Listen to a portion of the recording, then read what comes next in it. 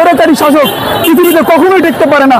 জনগণের উপর নির্যাতন স্টিম রোলার চালিয়ে যেভাবে আমাদের ছাত্র ভাই জনতা, আমাদের বোন, আমাদের ভাইকে মেরেছে, তারা রক্তের লীলা খেলা খেলিয়েছে, এ থেকে আমাদের শিক্ষা নেওয়া উচিত। ভবিষ্যৎ যারা দেশ চালাবেন এবং ভবিষ্যতে যারা আমাদের নেতৃত্ব দেবেন তাদেরকে শিক্ষা নেওয়া উচিত যে এভাবে আপনারা আর কখনো কোনো স্বৈরাচারী করবেন না।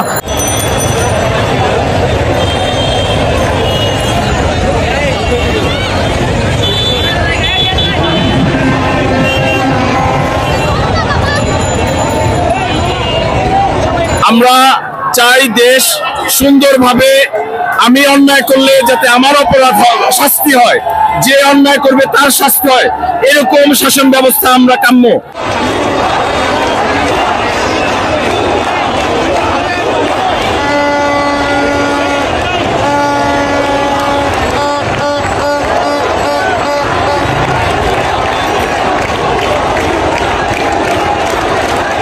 আমি চাই বাংলাদেশ যেমন আমাদের ছেলেরা বুকে তাদের রক্ত ঢেলে দিয়ে স্বাধীন করেছে, কোন স্বৈরাচার সরকার এই স্বাধীন বাংলাদেশে যেন কোনো সময় স্বৈরাচারী না করতে পারে। ভালো লাগতেছে, স্বৈরাচারী সরকারের পতন হয়েছে।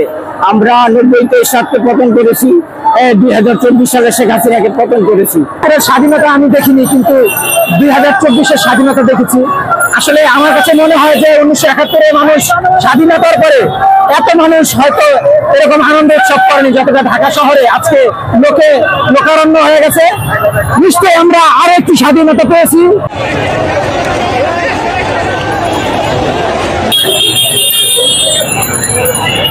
অনেক ভালো লাগতেছে সবার অংশগ্রহণের মাধ্যমে আমরা যে আজকে সরকার পতনের মাধ্যমে আমরা যে আজকে স্বাধীন হয়েছি, এটা সত্যি অনেক ভালো।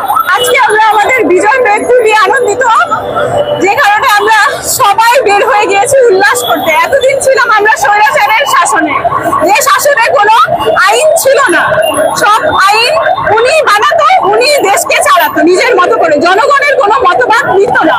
এই স্বৈরাচার সরকার পতনের জন্য সবাইকে দেশবাসীর পক্ষ থেকে ধন্যবাদ জানাচ্ছি।